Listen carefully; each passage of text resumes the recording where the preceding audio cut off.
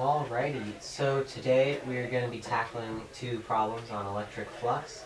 For those of you following along at home, we're on page 524, chapter 15, because that's the electrostatics chapter, and we're going to be doing problems number 44 and 45. So, just a little bit of background into electric flux, our formula for it.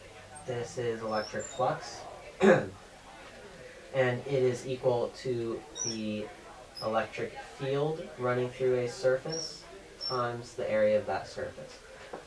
And it is in units of newtons meters squared per coulomb. So newtons per coulomb is our electric field, times our meter squared is our area. And essentially electric flux is just a measure of how much of an electric field is going through a certain area, and that's why, well, it involves both of them. So for problem number 44, I'll read it for you. A uniform electric field of magnitude 435 newtons per coulomb makes an angle of theta equals 65 degrees with a plane surface area of 3.5 meters squared, as in this figure.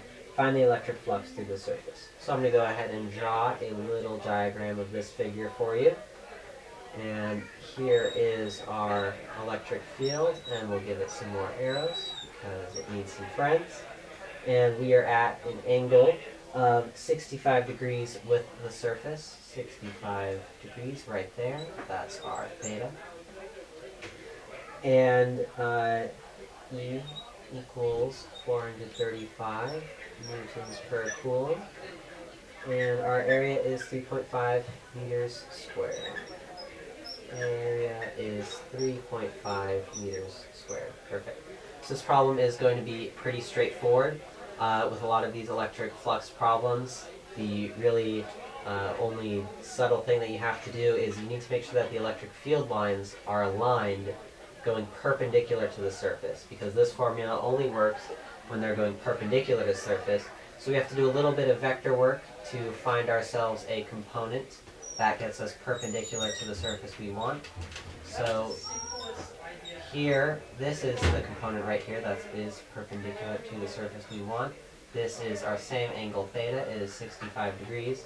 And if this is what we're given, this is the 435 newtons per coulomb, we need to multiply it by the cosine of this angle to get the electric field in the direction we want. So our electric flux going through this surface is going to be equal to the electric field, 435 newtons per coulomb, times the area, 3.5 meters squared, times cosine of 60. Cosine of 60.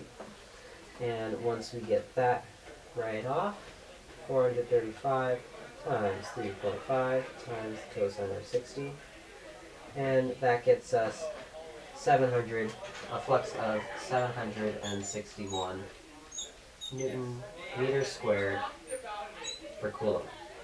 Perfect. So that one is fairly straightforward, and so it's really just about getting your electric field lines to be aligned perpendicular to the surface, because that's how they are measured, and then plugging it straight into the formula. So now we're going to move on to problem number 45. This one is a little bit more challenging. An electric field, a uniform electric field, of intensity 3.5 kilonewtons per coulomb is applied along the x-axis. So here is a little diagram of our three coordinate axes, our x, y, and z, and so they're all perpendicular to each other. So we have some electric field lines going along the x-axis right there, in the direction of the x-axis. Calculate the electric flux through a rectangular plane 0.35 meters wide, and 0.7 meters long. And then they're going to give us three parts that are going to take that plane and are going to line it in some different areas. And when they change the alignment of the plane, all they're going to be doing is changing the cosine of the angle. So first we can figure out the magnitude of our electric field and multiply that by the area. And so we're going to do that right here. So generally, our flux is going to be equal to EA, and we know we're going to be dealing with cosine of theta at some point. So we will just figure out our E and our A, and then leave cosine theta up to once we go into A, B, and C. So we multiply 0.35 and 0.7 times 3,500 newtons per coulomb, because 3.5 kilonewtons per coulomb is 3,500 newtons per coulomb. That gives us a flux of 857 Newton meters squared per coulomb. And I'm rounding and truncating a little bit, and that's okay, because that'll be reflected in the answer. So now we go into parts A, B, and C. Excuse me, this is still times cosine of theta. This is not a final answer yet. So we're going to go into parts A, B, and C now. Part A, the plane is parallel to the YZ plane.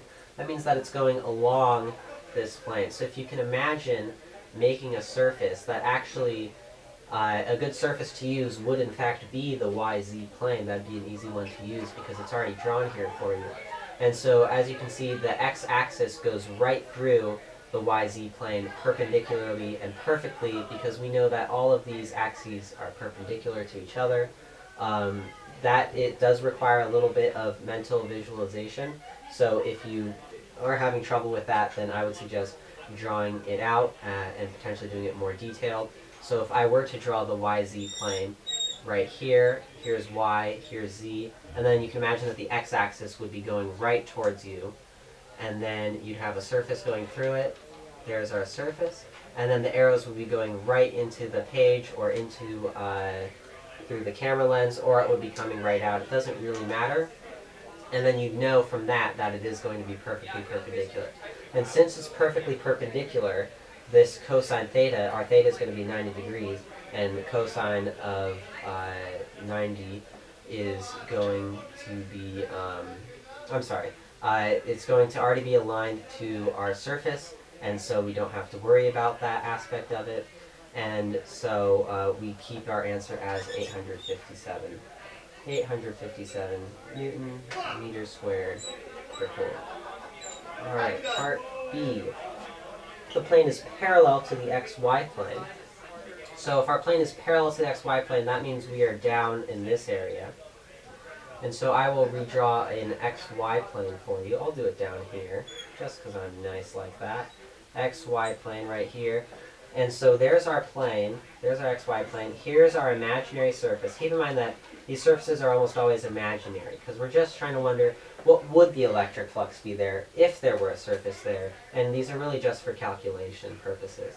So we're going to have our electric fields are going to go straight down, and as you can see, since this is a plane, it is the plane that is actually parallel to the lines of the electric field, that in fact none of the electric field lines will ever go perpendicular to it. There's no component that'll go perpendicular to it. And so for that reason, their electric flux net is going to be 0. So our electric flux for part B is 0 because all of the electric field lines are going parallel to the plane of the surface. And our last one here, the plane contains the y-axis, so the plane contains a y-axis, and its normal makes an angle of 40 degrees with the x-axis. So that has a little bit more involved with it, and so I'm actually going to do that over here because it's more involved. So if the plane contains the y-axis, that means that it's going to have the y-axis go through it at some point. Not necessarily perpendicular, but it means that it's for sure not parallel to the y-axis. And its normal makes an angle of 40 degrees with the x-axis. So this one is much harder to draw, but if I give us an xy plane like this, so here's x, here's y, and so our plane contains the y-axis,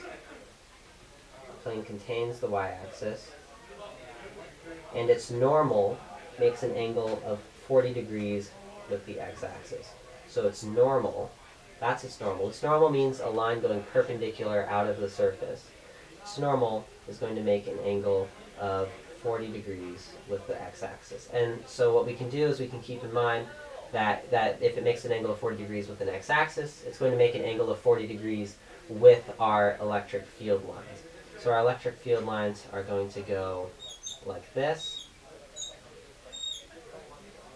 and they're going to go into our surface like that. And so if this angle down here is 40 degrees, and it's getting just a tad hard to see.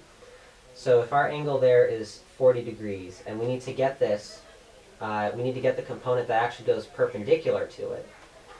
We are going to, I'm going to isolate this triangle here, just to make it easier to see. So this is our surface, this is our normal right here, and these are the electric field lines. So electric field lines, normal, surface. And this is the angle of 40 degrees. And again, these get a little hard to visualize, so you might need to redraw it in whatever way you see that allows you to see this better.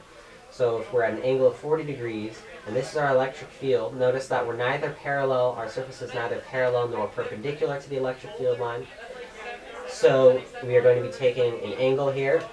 And so we're going to take this 857 Newton meters squared per coulomb, we're going to multiply it by the cosine of this angle, because the cosine of this angle gives you adjacent over hypotenuse. Our hypotenuse is always the electric field, and then in this case we want the adjacent, because the adjacent is what gives us the component that goes right into the surface perpendicularly, just to show that.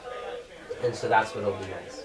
So we're going to get 857 times the cosine of 40, and that is 857 times cosine of 40, and that is 657 Newton meters squared per coulomb. And so with all of these